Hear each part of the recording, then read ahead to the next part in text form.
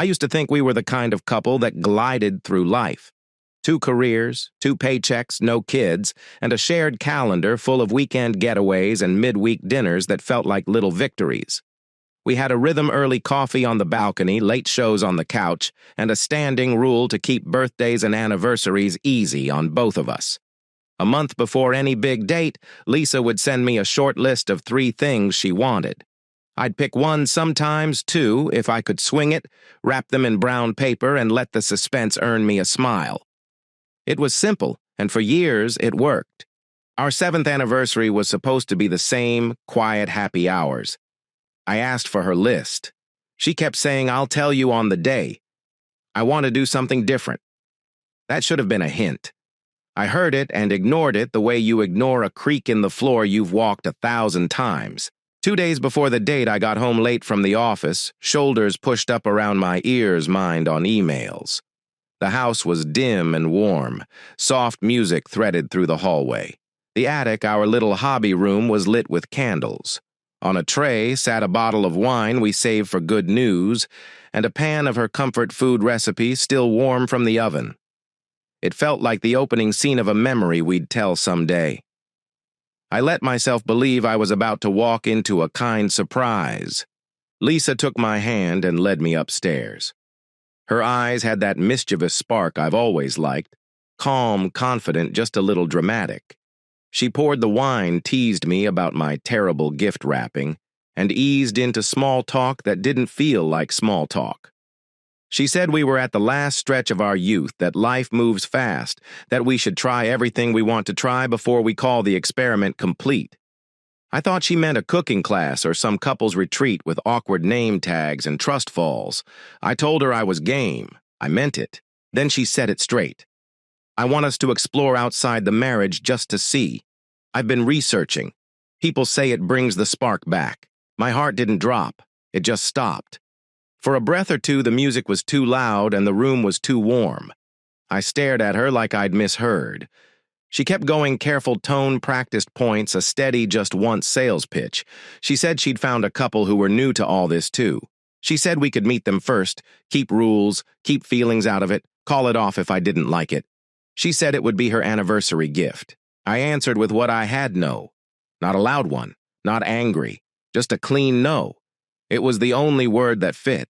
Normally, when we disagreed, she'd spar with me, call me old-fashioned, say I cling to routine like it's a blanket. That night, she stayed calm and persistent. She made it sound like a health plan. Try it once, she kept repeating. If it doesn't feel right, we stop. She even pulled out her phone, scrolling through a photo to sell me the idea like a brochure for a vacation package. I pushed the phone away. The smile left her face like someone flicked a switch. I told her I wasn't interested now or ever. I told her we still went on dates, laughed at stupid jokes, and planned trips. I told her I didn't realize our spark had a board meeting and voted to expand.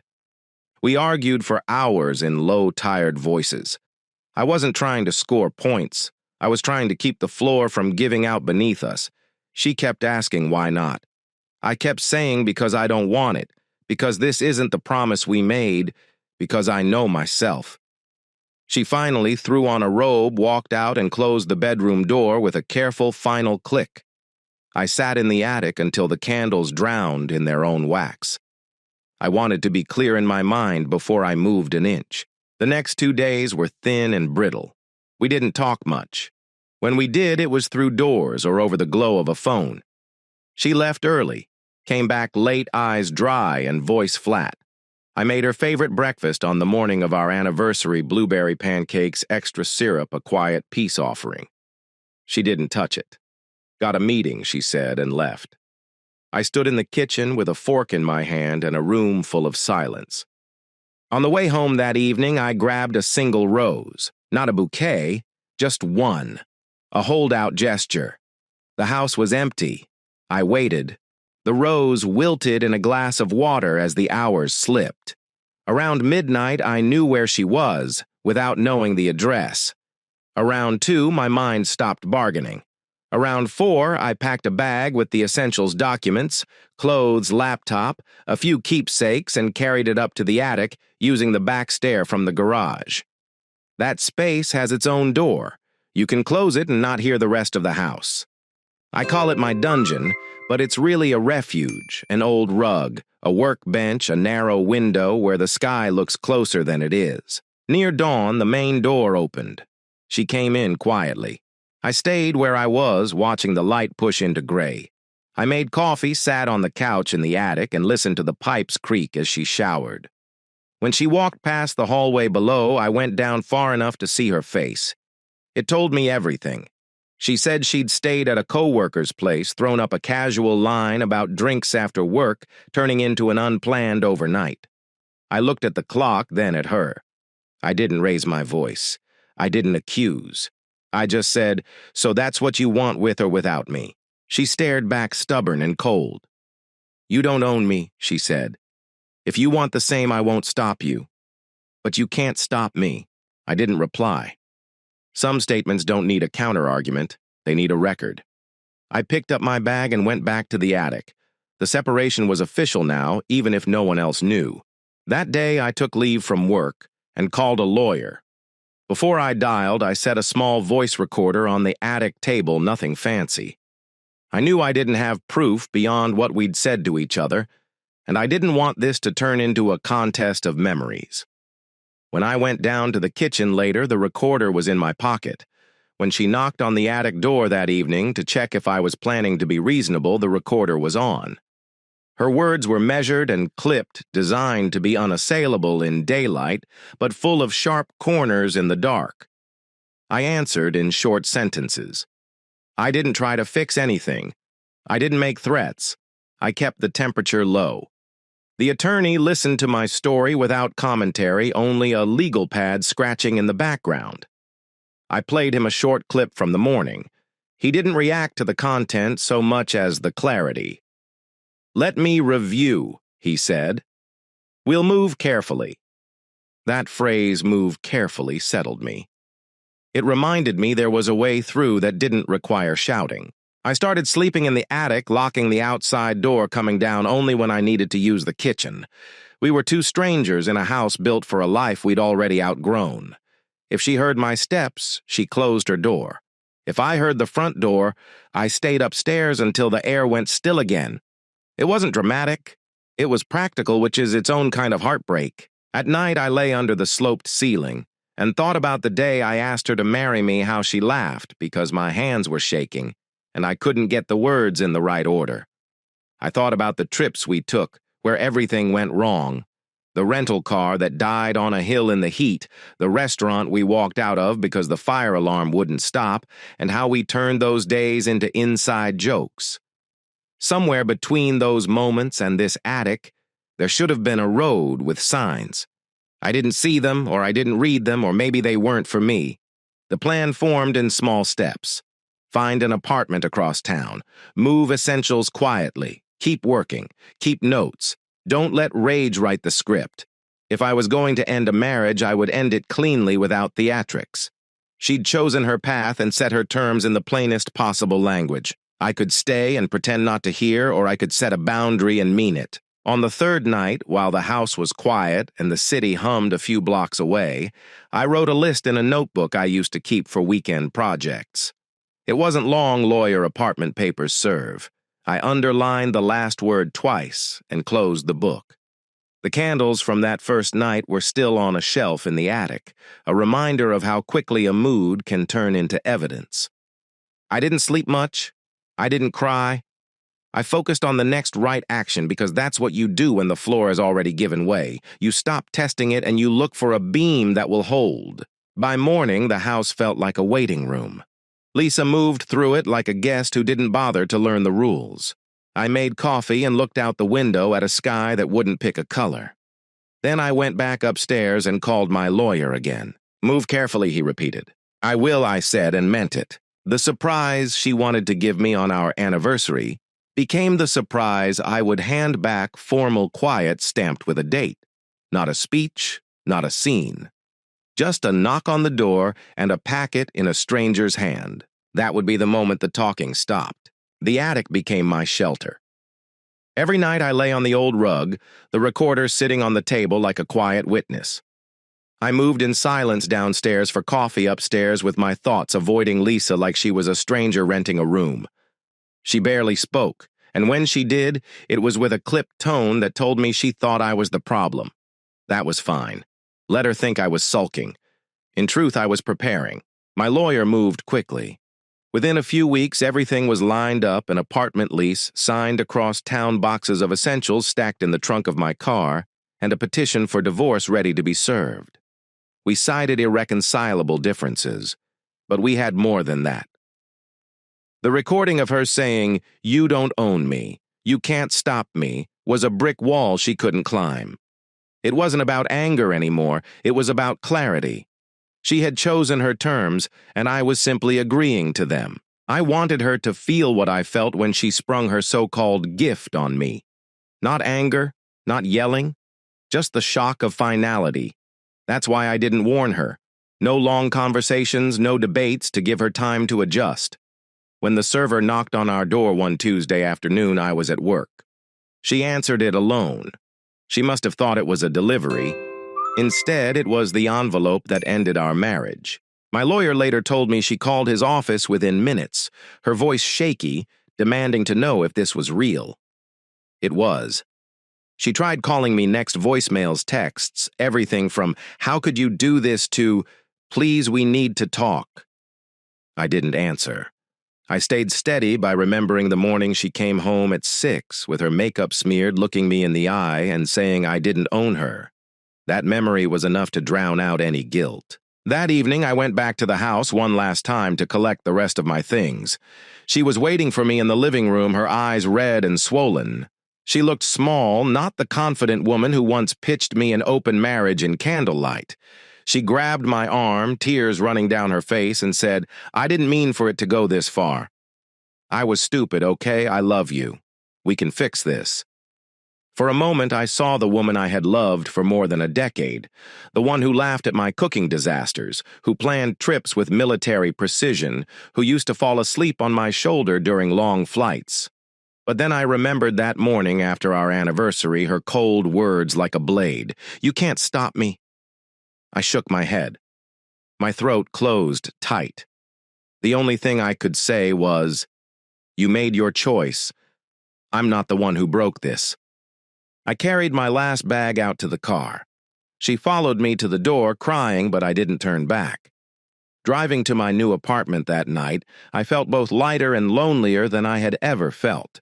Freedom and grief sat side by side in the passenger seat. I cracked open a beer on the bare counter of my new kitchen and stared at the ceiling until my eyes burned. A war had ended, and I wasn't sure if I'd won anything at all. Through it all, my best friend stayed close. We'd known each other since college, and he'd been the one who told me to record everything and get a lawyer. One night, sitting in our usual dive bar, he asked me, "Are you sure about this? Divorce is forever." I looked at him and said, "Do you remember what she told me after that night, that I don't own her, that she'd do whatever she wanted?" He nodded slowly. He didn't push again. He just helped me move boxes into the new place, cracking jokes about my bachelor pad to lighten the air. Without him, I think I would have spiraled. With him, I managed to keep one foot in front of the other. The divorce process itself was grueling. Lisa refused to sign without a fight. She hired a lawyer who tried to spin me as the unreasonable one, claiming I'd abandoned her by moving to the attic. My lawyer was ready. In court, he played the recording. Her voice filled the room. "You don't own me. If you want, you can have it too. I have no problem, but you can't stop me." The judge's eyebrows lifted and Lisa's face drained of color. That was the moment she broke. Under oath, she confessed she hadn't just flirted with the idea of an open marriage, she had already acted on it. On our anniversary night, she admitted she had slept with 2 men she'd found through an app, not even the couple she had been pitching to me. She said it was out of rage because I refused her gift. The words hit like a second betrayal sharper than the first. I'd suspected yes, but suspicion is air. Confession is stone. I didn't look at her. I couldn't. I kept my eyes on the table while she pleaded, saying she had been caught up in an idea, that she regretted it, that she wanted another chance. The courtroom walls felt like they were closing in, But my lawyer leaned over and whispered, "This seals it."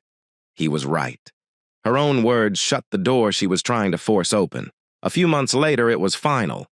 We split our assets evenly. The house, the one we'd called our dream home, the one where we'd hosted barbecues and planned futures, was sold. I took my share of the money and walked away. Because Lisa earned more as an HR manager, I didn't owe alimony. My lawyer made sure of that. It wasn't a victory dance, it was survival. The papers were signed, the ink dried, and our story ended in black and white. But in the back of my mind, I knew the story wasn't completely finished. There was still one thread I hadn't pulled, one consequence she hadn't faced. She thought she could rebuild, that this would just be a rough chapter. But I had proof of something that would change everything for her, and I wasn't sure yet if I'd use it. That decision would be the final turn. The ink on the divorce papers was barely dry when I started to notice something about myself. I wasn't angry anymore. Not in the way I had been in the attic or in the courtroom or when I drove away with the last of my boxes. What I felt now was quieter, cold, steady, and deliberate. Lisa was free to live her life, and I was free to live mine. That should have been the end. But there was one detail I couldn't let go of: her job. She wasn't just some mid-level employee. She was the HR manager at her firm, the one who was supposed to enforce ethics, keep the workplace professional, and set the tone for culture. And yet the same person who told me I didn't own her had been preaching the same free love philosophy at work, nudging co-workers into late-night empowerment sessions at bars. It wasn't just her idea anymore, it had become an office problem. She had crossed the line from private choice to professional misconduct, and I had the recordings to prove it. I waited. I didn't want to hand this over while the divorce was in motion. If I had, it could have backfired, maybe even forced me to pay maintenance. So I kept my head down until the settlement was complete. The money split, the signatures locked in. Only then did I take the final step. I compiled the audio clips into a neat little package. Nothing sensational. Just her words and her voice describing how she had already stepped outside the marriage, how her coworker Mindy had planted the seed, and how she thought it was fine to blur the boundaries of work and personal life. I wrote an anonymous note, short and professional, outlining the ethical conflict an HR manager, encouraging employees to pursue relationships outside their commitments. Then I sent it directly to the company's leadership. 1 week later, she was fired. I didn't see it happen. I didn't need to. But I heard about it soon enough through mutual friends, through the way she suddenly stopped posting pictures of office parties, through the late-night phone call that lit up my screen. When I picked up, her voice was a storm. "You destroyed me," she screamed.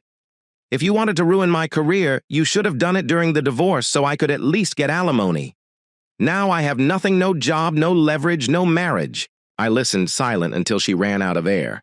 Then I said, "You earned every bit of this. Don't blame me for consequences you created," and I hung up. Blocking her number felt like closing the final chapter of a book I should have put down years ago. In the weeks that followed, I settled into my new life. The apartment was small, but it was mine. The walls were bare, the furniture cheap, but there was a strange peace in eating takeout on a folding chair with no one to argue over it. My best friend kept me grounded, dropping by with beers, ribbing me about my lack of decor, reminding me that loneliness wasn't the same as failure. I thought often about whether I'd gone too far. Some people might say I should have left her career alone, let her face the personal fallout without dragging her work into it. But I couldn't shake the truth: she was in a position of responsibility. She had crossed lines that endangered others, not just me. Reporting her wasn't vengeance, it was accountability. Still, I don't tell the story with pride. I don't wear it like a trophy. I tell it because it happened, because it taught me something simple: boundaries matter. When someone breaks them, you either hold the line or watch yourself disappear. Lisa thought marriage was an open field with no fences. I believed it was a promise, a wall built together. Neither of us changed our minds, so the wall crumbled. Now I'm rebuilding somewhere else, one brick at a time. And maybe that's the real ending. Not her downfall, not the divorce decree, not even the night I left the house with my last bag. The real ending is this: a quiet apartment, a steady job, a man who finally remembered he doesn't have to prove his worth to someone who never valued it in the first place. That's not revenge. That's survival. And survival in its own way is the sweetest justice of all. Here's the next story. I would gladly trade my husband for that tall guy. She didn't whisper it. She aimed it like a dart so it would stick. The rooftop lounge of the Skyline Hotel kept buzzing ice in glasses, laughter by the pool, a jazz trio noodling near the bar, but her sentence cut through it all and found me. 10 years married, and that was the headline of our celebration. I stared into my whiskey as if the answer might be floating there with the ice. Samantha nudged my shoulder, smiling like nothing had happened. "Come on, Alex." It was a joke, only it wasn't. It was one more piece in a puzzle I'd been trying not to finish, the late nights that didn't add up, the sudden fitness kick, the new wardrobe, the constant texting that never seemed to end. And now a public performance complete with an audience, 3 of her co-workers watching us with barely hidden smirks. I stood steady enough to pass for calm. "I'm going to the bar," I said. "Looks like Mark just came in. Why don't you go say hello?" Her posture changed instantly, shoulders back, chin up, that practiced hair flip she uses when she wants to be seen. "Really? You don't mind?" I smiled like a fool. "Why would I mind? Go have fun." Mark Wilson, 10 years younger than me, newly minted marketing director, tall enough to earn rooftop comments. I'd met him twice at company events and had caught that flicker in Sam's eyes, both times the look she used to save for me. I ordered another drink and watched from the corner of my eye as she approached him, transforming as she crossed the room. Different voice, different laugh. Light touch on his arm. Bodies tilted inward, a private bubble forming in a public space. "Rough night?" the bartender asked, sliding a fresh glass across the counter. You could say that I answered, still watching them. "Anniversary, right, I overheard when you checked in." He wiped the bar like he was erasing a mistake. 10 years. 10, I said. He followed my gaze towards Sam and Mark. "Doesn't look like 10 happy ones." "What would you do?" I asked if you realized your spouse was cheating. He paused, thinking, then leaned in. "My first marriage ended that way. I made a scene. Broke a few things, said words I couldn't unsay, didn't change the facts. Just made me look like the villain in someone else's story." He straightened, voice lowering. "Second time I got smarter, collected proof, protected my money, planned my exit. Less dramatic, way more effective." I nodded. "Thanks." "Just a man who's been there," he said, moving down the bar. When I looked back, Sam and Mark were at a small table, heads close, sharing a laugh meant for 2. Something cold settled in my chest. A confrontation would give her a stage, and me a role I didn't want. This would need planning, patience, precision. Alex. I turned to find one of Sam's co-workers, Jennifer, stopping beside me. She was one of the few who'd ever treated me like more than a +1. "Mind if I sit?" "Be my guest," I said, signaling for another round. "I'm sorry about—" She nodded discreetly toward their table. "It's been going on a while. Some of us thought you should know, but nobody wanted to be the messenger." My stomach tightened. "How long is a while?" "At least 3 months," she said after choosing her words. Christmas party was obvious. Christmas. I'd been home with the flu while she worked late. The pieces slid into place with a click that felt like a jaw locking. "Thank you," I said. My voice surprised me by staying level. "For being honest, most of us think you deserve better," she said, glancing back toward the table. "Sam's been different lately. Not in a good way. Take care of yourself, okay?" When she left, humiliation and relief arrived together. At least I wasn't crazy. Other people had seen the same movie I'd been trying not to watch. I finished my drink and started for the exit. As I passed their table, Mark asked, "Just loud enough, is your husband leaving?" Sam looked up, doing her best impression of mild surprise. "Alex, are you going?" "Back to the room," I said. "Early meeting tomorrow. Don't rush on my account." She looked almost relieved. "I might stay a bit." "Take your time." I nodded to them both and walked away. In the mirrored elevator doors, I met a version of myself I didn't like. Slumped shoulders, tired eyes, extra weight I'd been ignoring. When had I turned into this person, the man who explained away red flags and called it patience? I straightened my spine. Small change, sure, but symbolic. Tonight would be the last night I let myself be played for a fool. Back in our suite, I sat by the window and watched the city lights blur. A text from an unknown number lit my phone. "Thought you might want this," it read. Jennifer had taken a photo minutes earlier, Sam and Mark in the corner of the bar, kissing like they didn't owe discretion to anyone. No deniability, no, it was just a joke. "Thank you," I typed.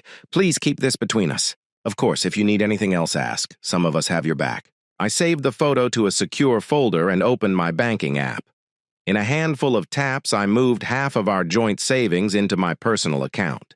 It wasn't much years of lifestyle creep had eaten the margins, but it was a start. Then I called my old college roommate Jason, now a private investigator. "Alex?" he answered, warm surprised. "It's been ages." "I won't pretend this is a social call," I said, and told him what I knew. He listened without interrupting. When I finished, he exhaled. "I can help. But I'll ask you, once you sure. Once you start, you can't unknow things." "I'm sure. I'll need a retainer," he said, "and access to her phone and laptop if you can get it. You'll have both tomorrow." When we hung up, I booked an appointment with a divorce attorney for the following week, then opened my laptop and started a timeline. Dates, locations, odd expenses, changes in routine. It wasn't much, but I began to see a shape in the noise. Around midnight, my phone rang. "Hey," Sam chirped, using her bright professional voice. "Just checking in. You okay?" "Fine," I said. "Doing a little work. I might be late. The team wants to hit a jazz club." "No problem. Enjoy yourself." "You're not upset?" "Why would I be upset about you enjoying our anniversary trip?" I asked softly. "Have fun, Sam." She hesitated, maybe thrown by the lack of pushback. "Okay. Don't wait up." "I won't." I spent another hour making lists. Financial accounts, credit reports, safe deposit box records, photocopies of anything important. I texted 2 close friends and told them I might need couches in the near future. Then I turned off the lights and let the city glow be my nightlight. At 2:30 a.m., the door handle clicked. Sam stumbled in, bumping into the chair by the window and laughing to herself. I kept my eyes nearly closed and my breathing even. In the bathroom, she dumped her purse, ran water, clattered through makeup. Through a slit in my lashes, I saw her check her phone and smile at a fresh message, fingers flying. Then she deleted the entire thread, plugged in the phone, and slipped into bed. She smelled like perfume and a stranger's cologne. I waited for anger. It didn't come. Instead, a colder feeling settled in the click of a switch.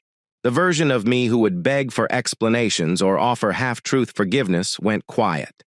A different man took the wheel, one who could endure the short-term costs for the long-term outcome. She turned away from me and fell asleep. I lay awake and adjusted the plan: leave early, fly home, move fast. Confirm what I suspected, secure what I could, and let the truth do the heavy lifting. Before dawn, I showered, packed my bag, and wrote a note: early meeting. See you back in Boston. I checked out and was on the first flight home while she slept through the alarm she never set. On the plane, I divided the road ahead into 4 steps. Secure, move cash, legally freeze what can be frozen, document the house funding and every asset trail. Gather, give Jason access, clone the devices, pull messages, retrieve expense reports, keep a clean chain of custody. Prepare therapist, gym work, focus friends. Build structure so I don't collapse when this hits full speed. Conclude, choose time and place. No scenes, no speeches. A controlled exit that leaves the facts standing and me intact. Landing at Logan brought a strange lightness. Uncertainty had been a weight I didn't realize I was carrying. A plan is lighter than dread. Barbara, the attorney, squeezed me into an open slot. "This is sooner than we planned," she said, motioning to a chair. "Your message mentioned divorce." I gave her the headlines: Chicago, the rooftop, the photo, the likely history. She took notes, only pausing to ask the kind of questions that turned smoke into structure. "You did well to move funds without breaking any rules," she said.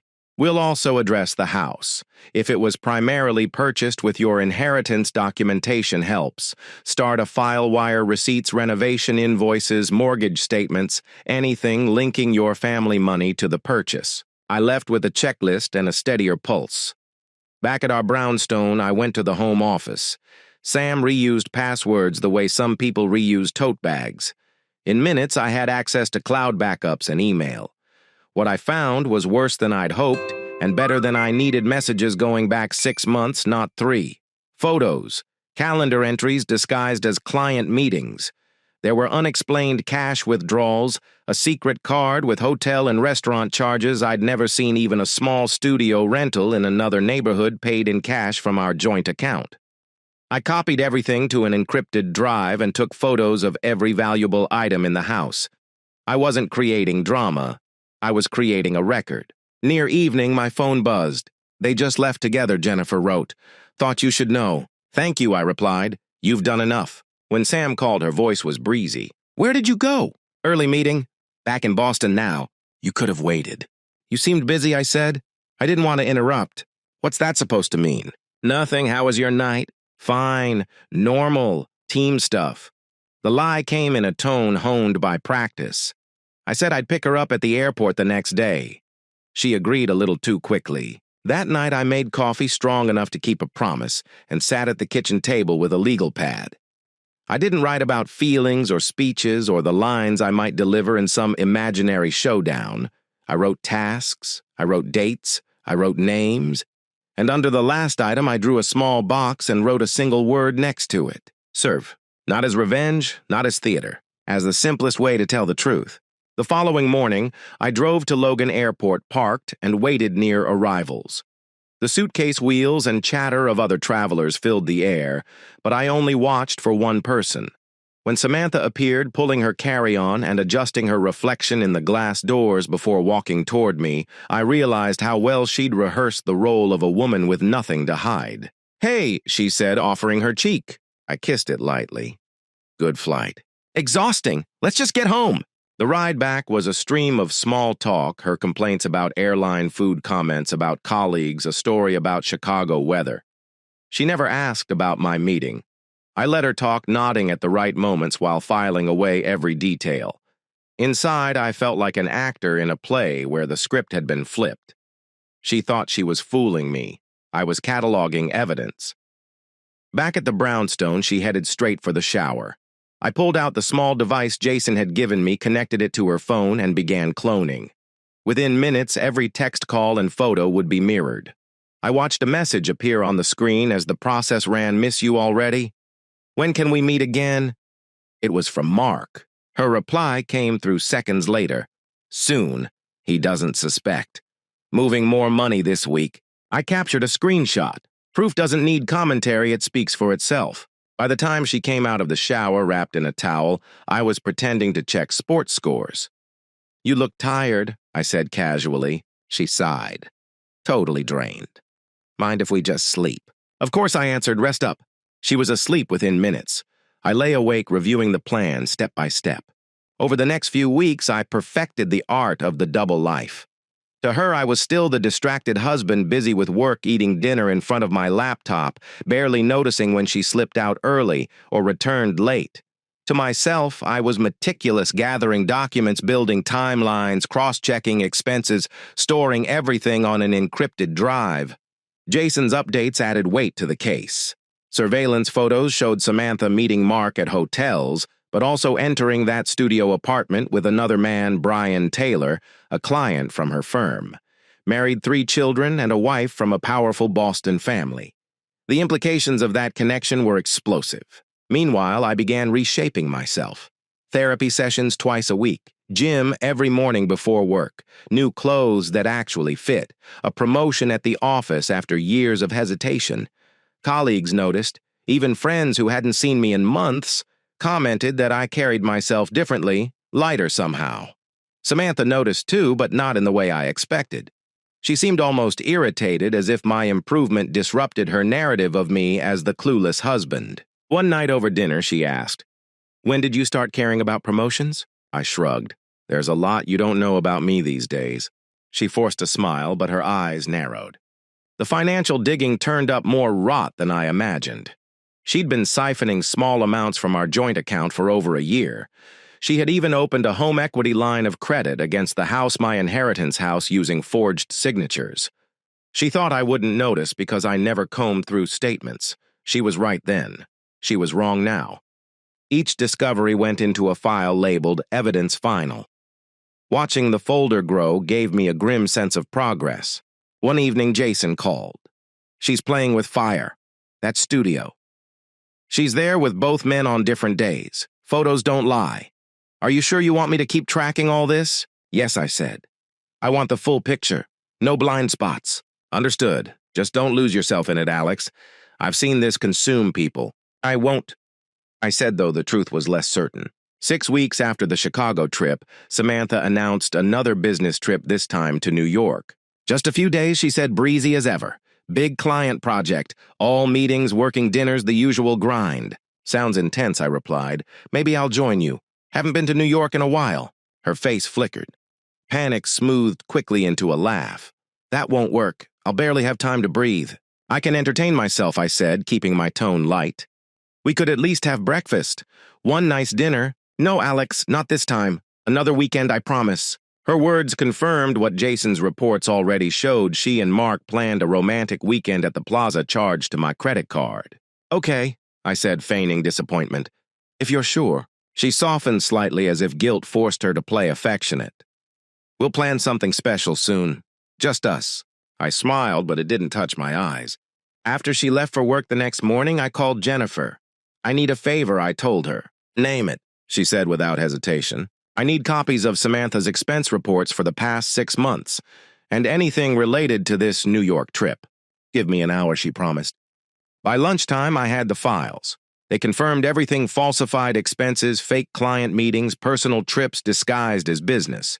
The New York trip was the boldest yet budget-approved for a mid-range business hotel, but receipts pointed straight to the plaza. That same afternoon, I reached out to Elizabeth Taylor Bryan's wife. We met at a quiet cafe. She was poised, composed, the kind of woman who could turn rage into strategy. This concerns your husband and my wife, I said, sliding selected photos across the table. Not the humiliating ones, just enough to show the truth. She studied them in silence, her expression cooling like steel. How long have you known? Long enough. About Brian specifically, only weeks. What do you want from me? She asked directly. Nothing, I replied. You deserve to know. What you do with this is your choice. She gathered the photos carefully. Thank you.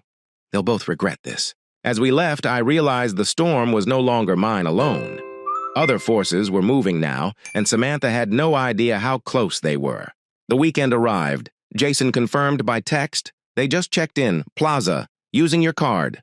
I had already placed a fraud alert on the account. When they tried to charge the room, the hotel called to verify.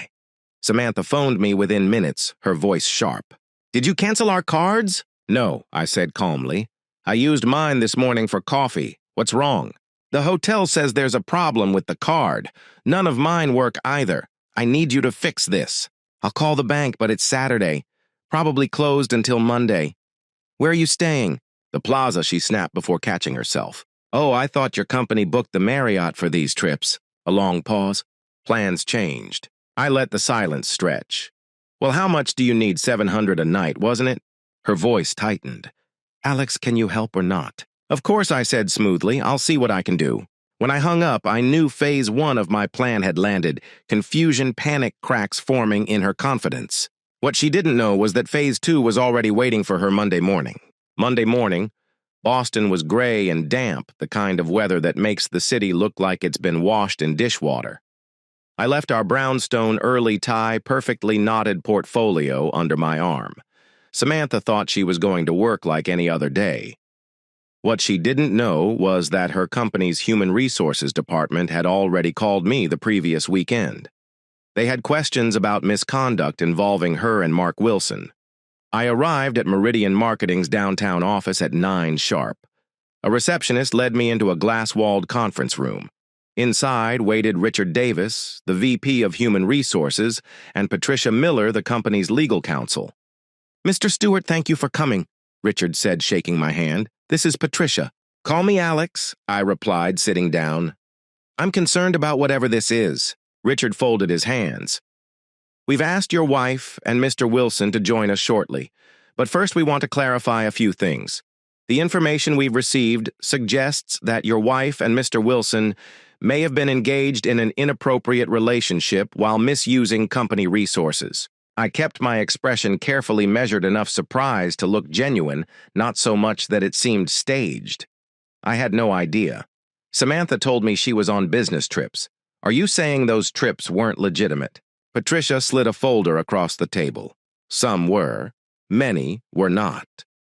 These are receipts, emails, and texts indicating expenses that were misrepresented as business, but were clearly personal in nature." I flipped through the papers. Hotel receipts from weekends I thought she'd been with clients. Dinner bills for two signed under her business account. Even a photo of her and Mark at the plaza from that very weekend. I let my jaw tighten as if I were seeing all of this for the first time. Richard studied me. "Did you provide this evidence?" I shook my head. "No. Until your call, I had no idea." Patricia nodded slowly. "Then someone else did. The package was thorough. Whoever sent it clearly wanted us to act." I leaned back. "I can imagine it's a serious matter for the company." "Very serious," Richard said. "Workplace relationships between managers and their direct reports are strictly prohibited, and the financial misconduct alone is grounds for termination." A knock on the door interrupted us. Richard checked his watch. "That will be your wife and Mr. Wilson. Would you like to remain for this?" "I think I should," I answered firmly. "I need to hear what they have to say." The door opened. Samantha walked in first, her expression confident until she saw me. She froze, then spun toward Richard. "What is he doing here?" "I invited him," Richard said calmly. "Please sit." Mark followed, looking pale and uneasy. The four of us sat around the table. Patricia began, her voice steady. "Mrs. Stewart, Mr. Wilson, we've gathered evidence that you two have been engaged in an undisclosed relationship while falsifying company records and misusing funds." She slid copies of the folder toward them. "That's ridiculous," Samantha said, her voice rising.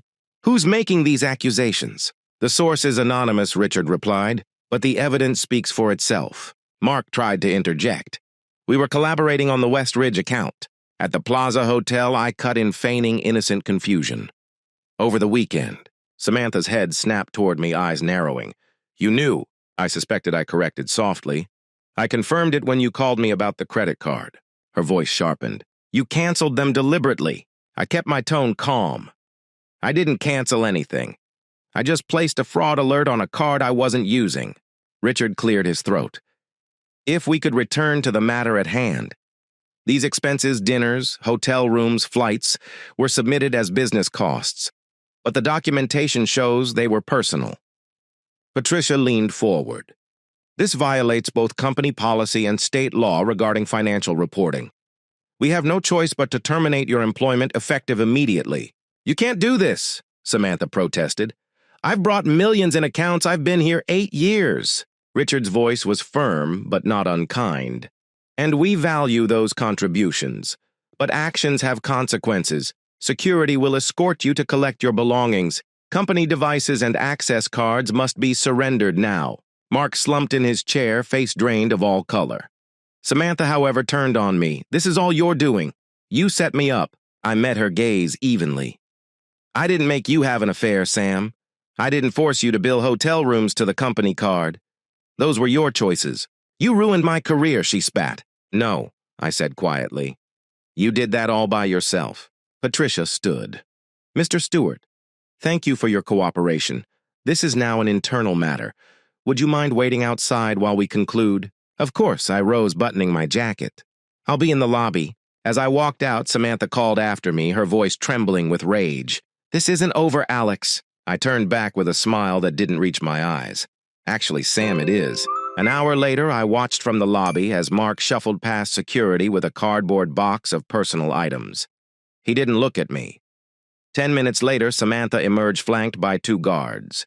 She was trembling fury mixed with panic. She marched straight to me. "You've destroyed my life," she hissed. "No," I answered evenly. I just stopped ignoring the truth. Her eyes blazed. "You'll regret this." I didn't bother replying. I simply gestured toward the exit. "Let's go home. We have things to discuss." On the ride back to the brownstone, she downed half a glass of wine before we even spoke. The silence was heavy-charged. I let her wait, let her stew in it. "Go ahead," she finally snapped. "Tell me how clever you think you are."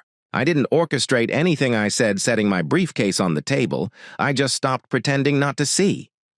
"And now, Sam, we're going to talk about what happens next." Her shoulders stiffened, but there was fear in her eyes now, real fear. She realized, maybe for the first time, that the narrative was no longer hers to control. The house was silent, except for the ticking clock. I laid a folder on the table thicker than the one Patricia had used. "You have two choices," I told her, "and you're going to hear both." That was the moment I knew the balance of power had shifted completely. The ride back from Meridian's offices was so quiet that even the turn signal sounded like a gunshot. Samantha stared out the passenger window, her jaw tight, her knuckles white around her phone. She typed furiously, no doubt messaging Mark or whoever else was part of her tangled web. I didn't bother asking. I kept my eyes on the road hand steady on the wheel. At the brownstone, she didn't wait for me. She stormed inside, poured a glass of wine the size of a fist, and drained half of it in one swallow. Then she spun to face me, voice sharp with fury. "Go ahead, Alex. Say it. Tell me how you orchestrated everything. Tell me how proud you are of yourself." I set my briefcase on the dining table and loosened my tie. I didn't orchestrate anything. I simply stopped ignoring what was already happening. "And now, Sam, it's time we had a real conversation." She laughed bitterly, though the sound cracked halfway through. "Real conversation. After you paraded me in front of HR like some criminal. You did that to yourself," I said evenly. "I was just in the room when the truth came out." I reached into the briefcase and pulled out a thick folder. I placed it on the table between us. She eyed it as though it might explode. "What's that?" she demanded. "Your options." Her brow furrowed. "Options." "Yes," I said, sliding into the chair opposite her. "Option 1. We fight this out in court. I have documentation of your affairs, your financial misconduct, your attempts to siphon money out of our accounts. I have proof of the studio you rented, proof of the forged signatures for the home equity line, and recordings of conversations that leave little to the imagination." Her face drained of color. She tried to mask it with indignation. "Recordings. That's illegal. In Massachusetts, only one party has to consent to a recording," I explained calmly. "And since I made them in our home, I had every right. They're admissible." I reached for my phone and tapped a file. Her own voice filled the room. "Once you're free of Jessica and I've secured my share from Alex, we can finally be together properly." Mark's voice followed. "Are you sure you can get what you want in the divorce? He might not make it easy." Then Samantha's laugh, cold and confident. "Alex is clueless. I've been moving assets for months. By the time he realizes what's happening, it'll be too late." I stopped the recording and let the silence settle. Samantha sat frozen, eyes wide, skin pale. "That's option 1, I said. A public war. It will be ugly, expensive, and very, very public." Her lips trembled, but she forced words out. "What's option 2? Option 2 is mediation. We handle this quietly. You return the money you've taken, we sell the house and split the proceeds fairly, and we both walk away. No dragged-out battle, no public humiliation." She sat back, wine glass trembling in her hand. For a long moment, she didn't speak. Finally, she muttered, "You've changed." "I've woken up," I corrected. "The man you thought you could manipulate is gone." Her eyes narrowed, searching for some weakness, some angle she could still exploit. "What about my job? Can you fix that?" I almost laughed. "No, Sam. That bridge has burned, and for the record, I wasn't the one who sent that package to HR. If I had to guess, I'd say Jessica Wilson or Elizabeth Taylor. You weren't just lying to me, you were dragging other people into your mess. Eventually, someone was going to make sure it caught up to you." Her face went ashen at the mention of Elizabeth. "Elizabeth knows." "Oh, yes," I said. "We had a very enlightening conversation. She has as much reason as I do to make sure the truth comes out." Samantha shot to her feet and paced the room, running a hand through her hair, muttering to herself. Finally, she stopped, turned on me, and spat. "You were never enough, Alex. Never ambitious enough, never exciting enough, never man enough. That's why this happened. I stayed seated, voice calm, and yet here we are, me with options, you with none. Something in her snapped. She lunged across the room, hand raised to strike me. I caught her wrist in midair, not hard, just firm enough to stop her. "Don't," I said quietly. "That won't help you." For a heartbeat, we were locked there, eyes meeting her fury against my calm. Then her shoulders sagged and she collapsed back into her chair, sobs shaking her frame. "I hate you," she whispered. "No," I said. "You hate that I'm not who you thought I was. You hate that you miscalculated. You hate that I stopped being the easy mark." I stood and gathered my briefcase. "You have until tomorrow to decide, court or mediation. I'll be staying at a hotel tonight." Her head jerked up. "You're leaving me here alone." "You've been alone in this marriage for a long time, Sam. One more night won't matter." I packed a small bag in silence while she sat with her wine. At the door, I paused. "For what it's worth, I did love you completely and honestly." She opened her mouth, then closed it, shaking her head. "Never mind, go." I left her there and drove to the apartment I had already leased under my name. For the first time in months, I slept through the night. The next morning, a text from Samantha buzzed on my phone, option 2. "I'll call a mediator today." And just like that, the battle she thought she could win had ended before it ever began. The text came in just after dawn, option 2. "I'll call a mediator today." I stared at it for a long moment, then slipped the phone back into my pocket. Relief wasn't the right word. It felt more like a ceasefire in a war that had already scorched the ground. By midweek, we were sitting in a quiet conference room downtown, a mediator shuffling papers between us. Samantha looked smaller than usual, her hair tied back hastily, her makeup minimal.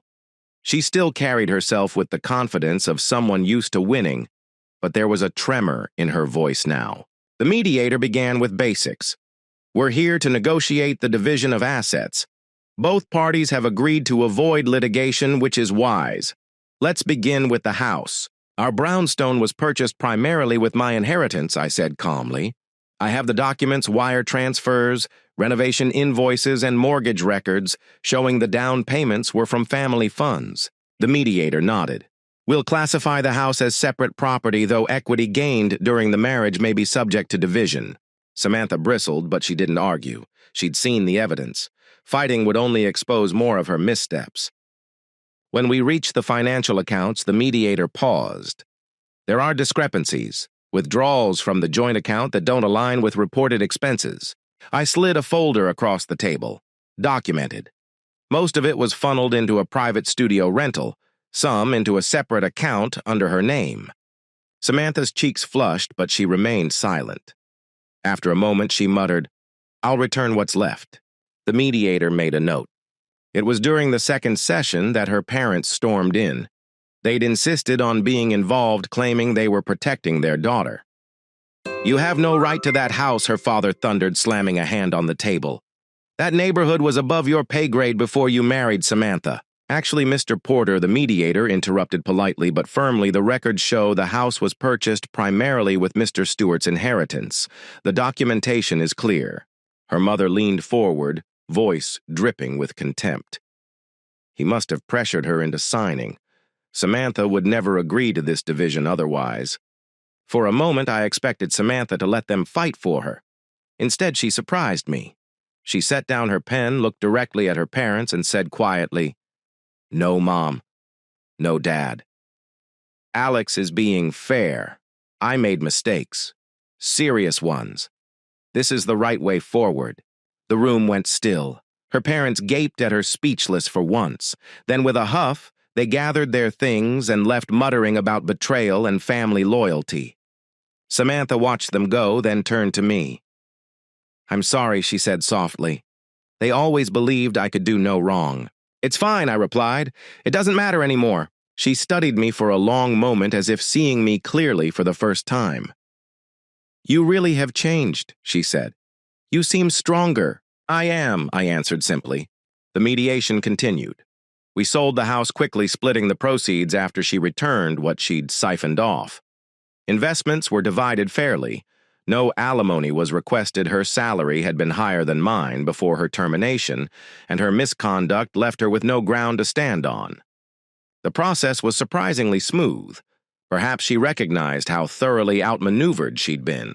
Perhaps she was simply tired. At the final session, when the papers were signed, she lingered as the mediator packed up. "I should have appreciated what we had," she said, her voice steady but tinged with regret. "I was chasing something I thought was better. Turns out, it wasn't." I closed the folder and stood. "Yes, you should have." She didn't argue. She didn't cry. She just nodded almost to herself, as though acknowledging a truth too heavy to carry any longer. In the weeks that followed, the brownstones sold, the bank accounts closed, the furniture divided. I moved into a modest apartment of my own, smaller but lighter in ways that mattered. Samantha left Boston altogether. Chicago, ironically enough. Through mutual contacts, I heard fragments of her new life difficulty finding stable, work-strained relationships with colleagues who no longer trusted her, a reputation that followed her like a shadow. Meanwhile, I poured myself into rebuilding. Therapy continued. The gym became a daily ritual. Work offered new opportunities. And for the first time in years, I felt like I wasn't living under the weight of someone else's expectations. The legal chapter was closed. The emotional one was more complicated, but at least now I had the pen in my hand. The papers were signed, the house sold, and the accounts finally settled. After weeks of tension, I packed the last of my things into a moving van and watched the brownstone fade in the rearview mirror. It was strange how a building that once felt like a dream now looked like nothing more than bricks and debt. I didn't feel sorrow leaving it behind. I felt release. My new apartment was smaller, tucked above a coffee shop in a quieter corner of Boston. The rent was reasonable, the walls freshly painted, and the view from the window looked out on a row of trees instead of a row of arguments. It wasn't grand, but it was mine. No shadows of betrayal lived there. At first, the silence was overwhelming. After 10 years of constant presence, even toxic presence, the emptiness echoed. But over time, I learned to appreciate it. I filled it with things. I chose plants that thrived on my care books I actually wanted to read, and furniture that didn't carry memories of someone else's tastes. My transformation continued. The gym sessions I'd started in secret during the marriage became a routine I could finally own. Early mornings on the treadmill turned into evenings lifting weights. I dropped the extra pounds, built muscle, and for the first time in years liked the reflection staring back at me. Therapy helped too. My therapist reminded me that strength wasn't just physical, it was the ability to rebuild without letting bitterness dictate every step. Work became another anchor. Months earlier, I had put in for a promotion I once doubted I deserved. Now, with my focus sharpened, I landed it, a managerial role that came with both responsibility and a significant raise. I poured myself into projects, and the results showed.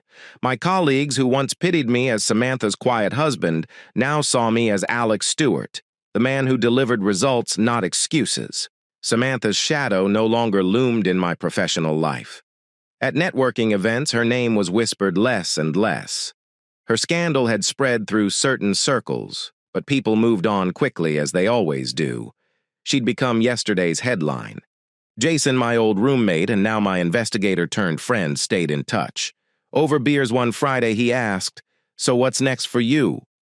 "Going to start dating again."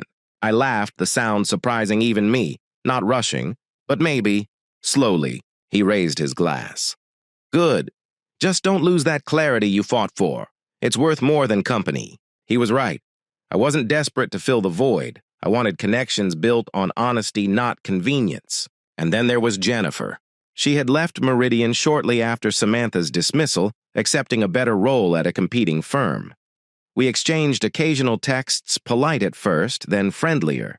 When she visited New York for a conference a few months later, we met for dinner. "You look different," she said across the table, studying me. "Happier, stronger." "I am," I admitted. "It's been a long journey, but a necessary one." "No regrets?" she asked. I thought carefully. About ending the marriage, none. About not seeing the truth sooner. Maybe. But I've made peace with it. She smiled, a warm, genuine smile. "Good.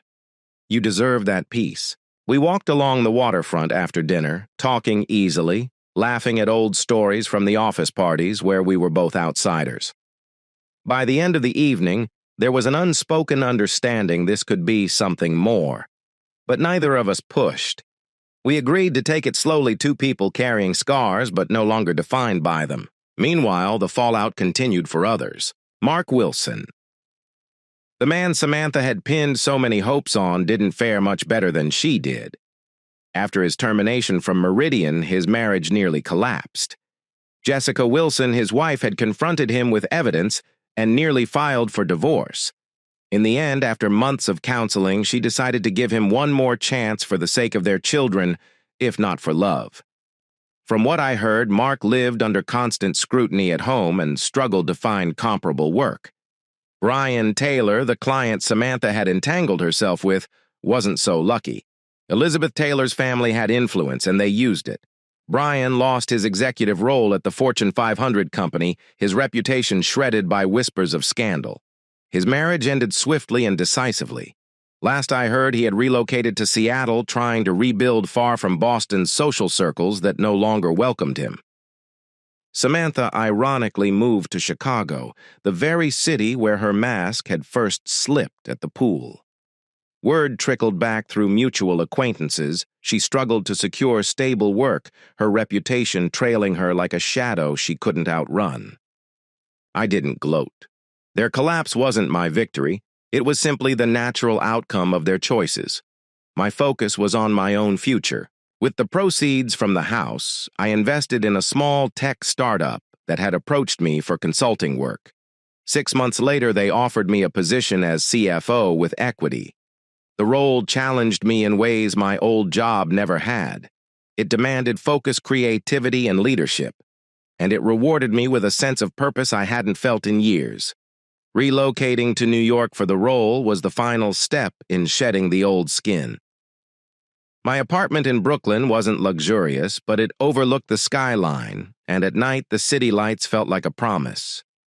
On the balcony one evening, I raised a glass to myself, not to revenge, not to the people who had tried to break me, but to survival transformation and the quiet satisfaction of standing tall after being written off. Some would call it an epic revenge.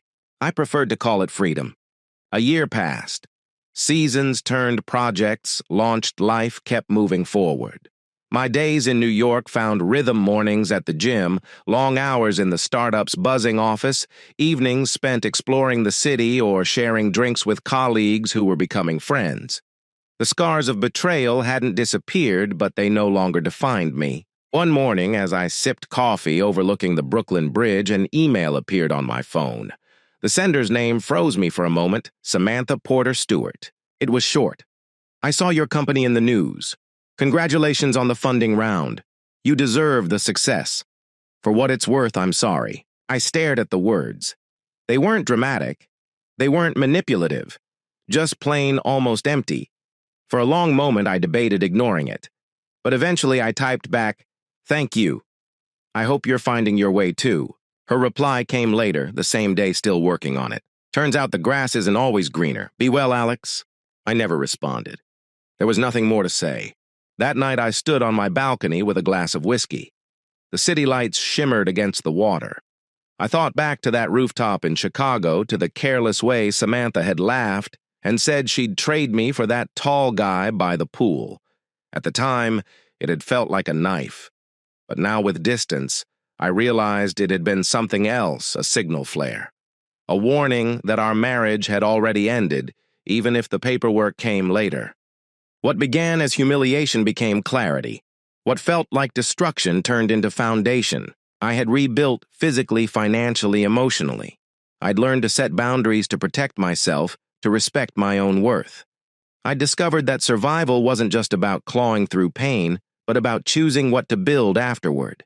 Jennifer remained a steady presence. Our friendship had deepened into something quieter, steadier, and more hopeful. We didn't rush. We both knew the dangers of moving too quickly after betrayal. Instead, we built something brick by brick: dinners, long conversations, laughter that felt genuine. It wasn't about filling an emptiness.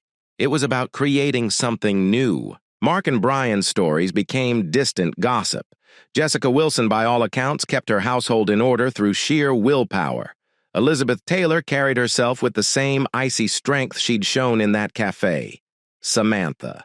She became little more than a rumor drifting in from Chicago, a woman who once thought she could outsmart everyone and instead outsmarted herself. As I finished my drink, I raised my glass, not to revenge, not to bitterness, not even to the past. I raised it to the unexpected gift of rock bottom. Because when you hit it, you realize it's solid ground. You can stand. You can rebuild. Some people call what I did epic revenge. Maybe it was. But sitting there watching the skyline glow, I realized it was something better. It was reclamation of my dignity, of my strength, of my life. And that, I decided, was the best ending anyone could write. Thank you for listening to today's stories. If you enjoyed listening, please like and subscribe if you haven't done so already. Also, leave a comment below to share your thoughts on what happened. Take care.